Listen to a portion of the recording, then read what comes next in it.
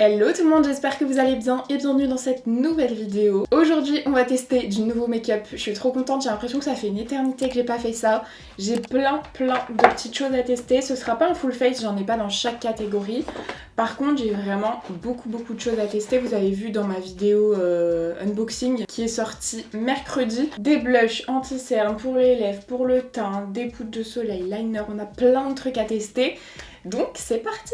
Le premier produit en fait je sais pas du tout comment l'utiliser, il est conseillé de l'utiliser ou comme une base ou comme un illuminateur. Je pense que moi ce sera un illuminateur mais on va le swatcher avant pour pas que j'ai déjà fait mon teint au moment de l'utiliser. C'est un produit de la gamme à la rose de chez Pixi. Le packaging ressemble à ça. Je crois que ça me dit quelque chose. L'embout est biseauté. Voyons voir. Alors je pense qu'en illuminateur c'est un peu léger quand même. Ça sent la rose. Du coup j'ai pas de nouvelle base et j'ai pas non plus de nouveau fond de teint. Donc je peux prendre le risque un petit peu de tester. Je vais le mettre, vous savez quoi, sur un côté. Alors, est-ce que c'est lumineux? Bon là il faut laisser dérougir ma peau parce que comme je la touche, elle est rouge. Alors oui, c'est vraiment lumineux, c'est pas collant. Ça fait juste un effet hydraté sur la peau. C'est lumineux mais sans nacre, sans que ce soit trop lumineux. Franchement, je trouve ça sympa. Pour moi, c'est plus joli sur ma peau. Enfin, c'est moins moche, disons, que tous les produits lumineux, vous savez, comme les Charlotte Tilbury, là, très lumineux. Mais bon, ça met toujours un petit peu en avant mes pores, forcément. Sur moi, c'est pas le genre de produit que j'aime, mais par contre, je le trouve joli sur la peau. Écoutez, je vais mettre un fond de teint et on se retrouve juste après pour l'anti-cerne, bronzer, blush et tout, parce que j'ai pas de nouveau fond de teint. Sur tout mon teint, j'ai appliqué le fond de teint de chez Catrice. Pas de grande nouveauté ici. J'ai un anti-cerne, je le mettrai après, je vais d'abord faire mes produits teint, notamment le bronzer crème que j'ai vraiment hâte de tester, celui de chez Makeup by Mario, enfin c'est pas un bronzer crème, c'est un bronzer liquide. Je l'ai pris dans la teinte Light, qui est la deuxième. Ça me tracasse un peu, si vous avez vu mon unboxing. Voilà à quoi ressemble mon produit. Vraiment, il est tout bizarre. Dites-moi s'il fait ça le vôtre. J'ai essayé de remuer, de secouer, de tout faire. Malheureusement, ça ne change rien. On a une pompe et on a aussi, juste ici, un petit embout, comme un gloss, quoi. Et ça, c'est très pratique. Je vais essayer de l'estomper au pinceau, déjà. Je sais pas quoi mettre en quantité. J'ai vu qu'il s'estompait très bien en fait, c'est pour ça que je me permets d'en mettre quand même pas mal. Voyons voir.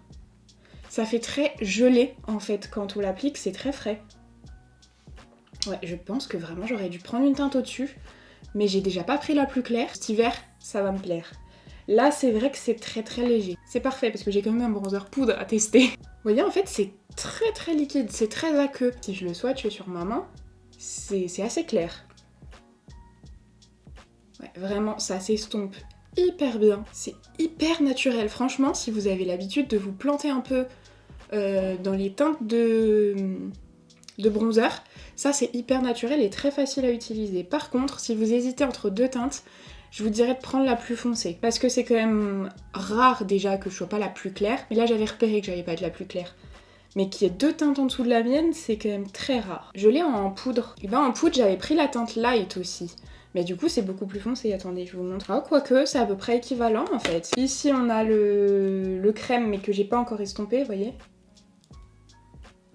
Hop. Ouais, si, bah du coup, l'autre est un peu plus orangé et foncé. C'est très joli, c'est très facile à estomper. Mais je vais en mettre un peu dans le cou.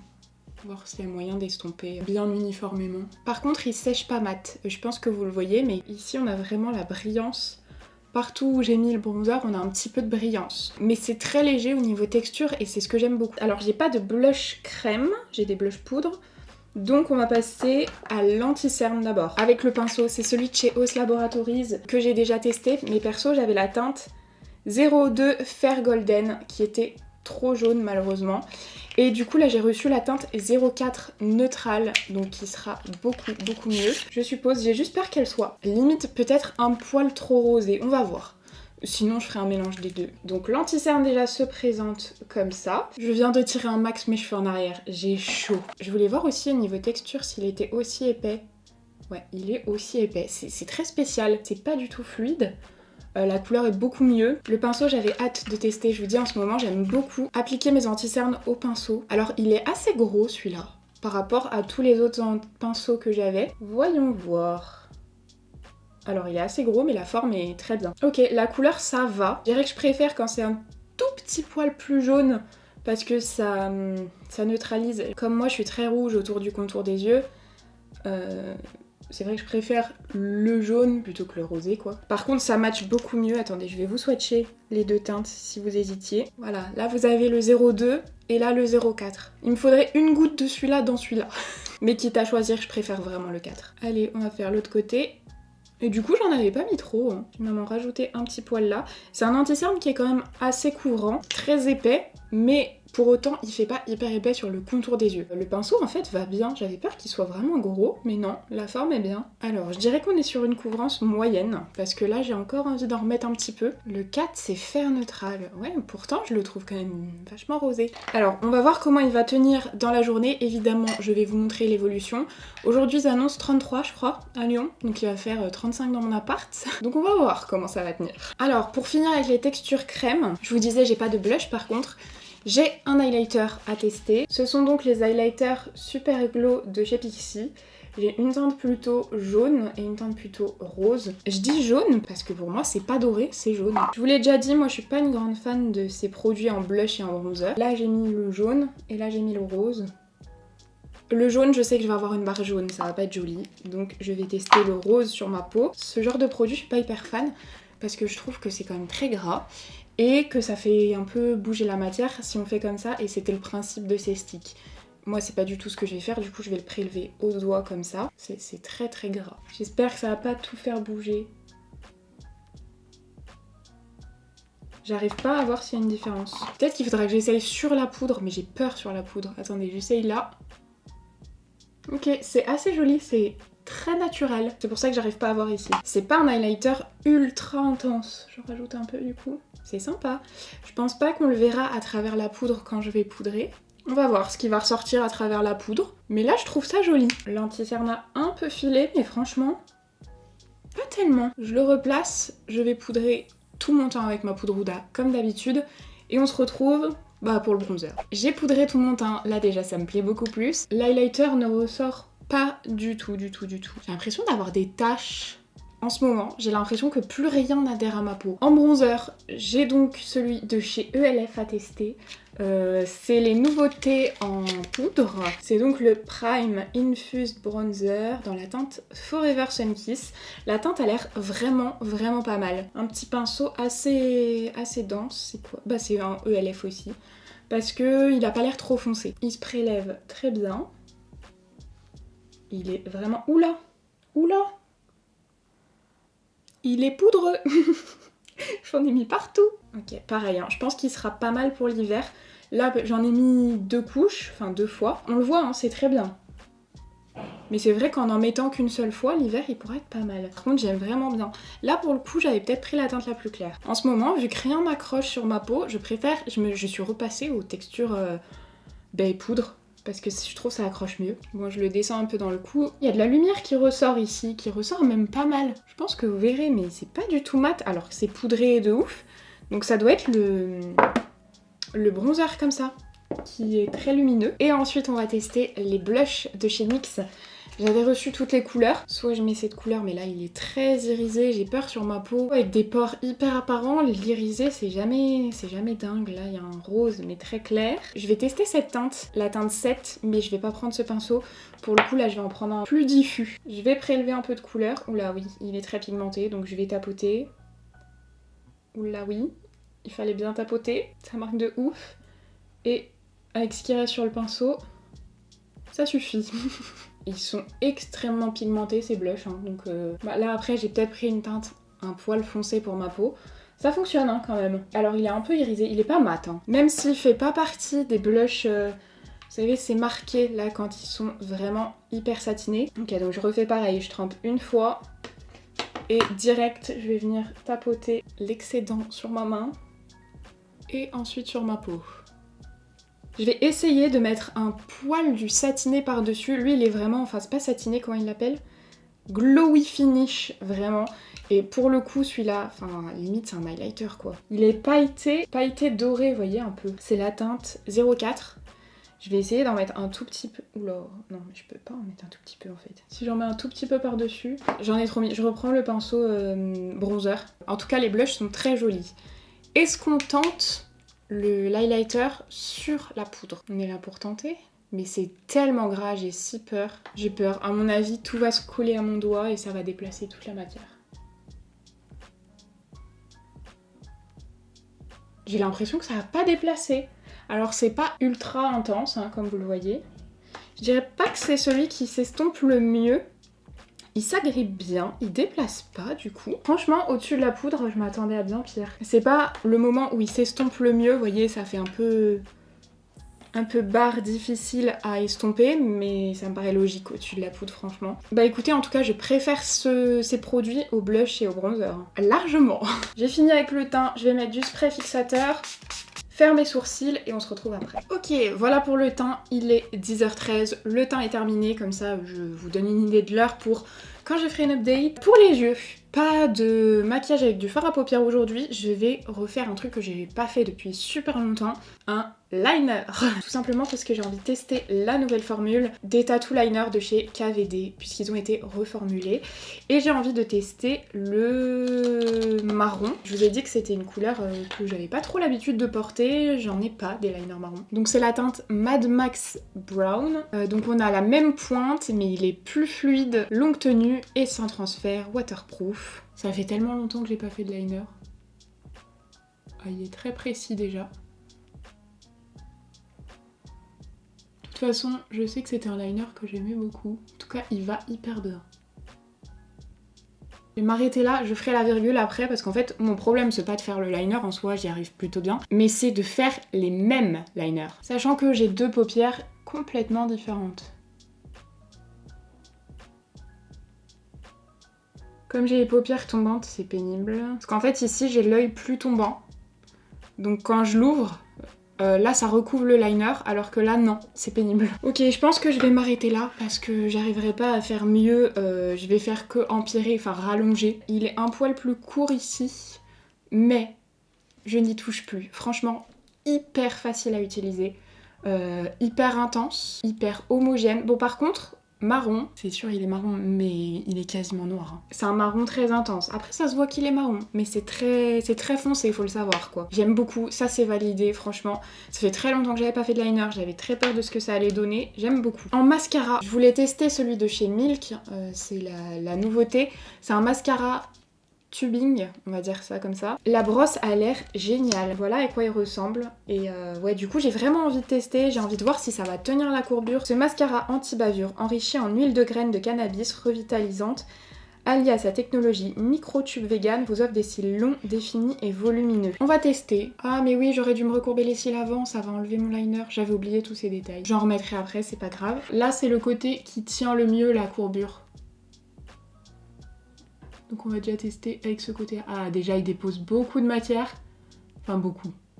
Pas à l'extrême mais il dépose assez de matière par rapport à ce que j'aime. Je sais pas s'il va réellement tenir la courbure. On va voir. Par contre, même s'il tient pas la courbure, si vous n'avez pas cette même recherche que moi d'avoir un mascara waterproof juste pour tenir la courbure, il est super bien. Enfin, et que vous aimez les résultats un peu chargés, volume, mais la brosse elle sépare bien.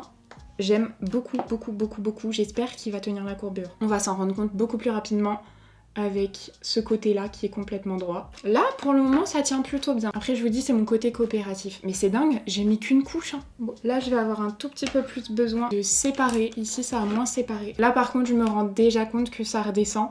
Parce que d'habitude, il touche mes sourcils. Et là, on en est très loin. Je vais en remettre un petit peu ici parce qu'il y en a moins. Pour mes cils, j'ai eu trop d'espoir en même temps, il promet pas du tout de faire ce que je lui ai demandé de faire. Je voulais juste tester.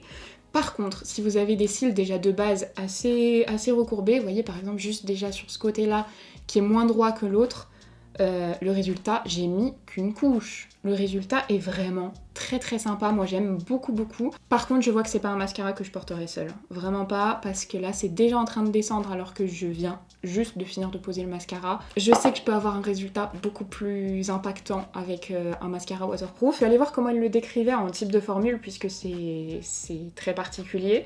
Formule innovante sans alcool qui enveloppe les cils dans des tubes résistants à la transpiration qui ne s'écaillent pas et ne dessèchent pas.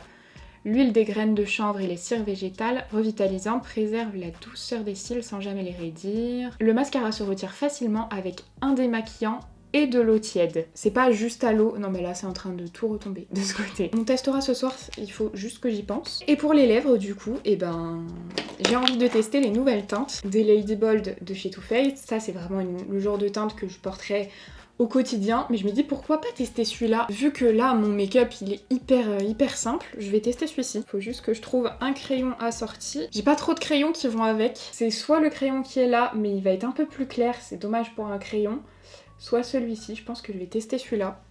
De toute façon les deux ce sont des Shine Loud de chez NYX.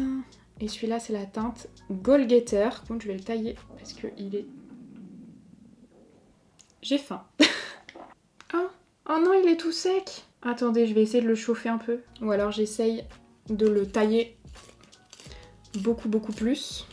Ah, j'aurais pas dû. Franchement, il est tout sec. Ah, mais j'ai pas refait mon liner. J'ai même pas enlevé le mascara qu'il y avait sur ma paupière.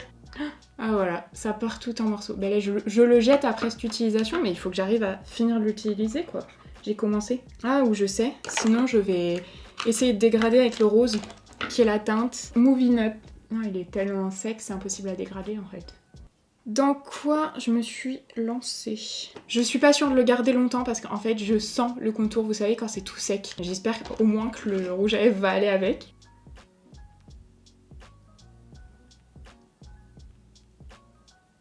Il est mais tellement pigmenté. Il est hyper pigmenté, hyper crémeux, hyper intense. Très joli. Franchement ça met un peu de couleur, je suis pas du tout habituée par contre à avoir ce type de couleur sur les lèvres. Mais ça change, j'aime bien. Par contre je vais pas le garder longtemps parce que je sens le contour. Mais qu'est-ce que c'est désagréable, j'aurais jamais dû faire ça. C'est tout sec, c'est en train de craquer. Heureusement il est hydratant, le rouge à lèvres, il est très joli. Mais ça va me saouler, je le sens. Mais écoutez, voilà ce que ça donne pour le petit look. Maintenant je vais aller faire ma vie.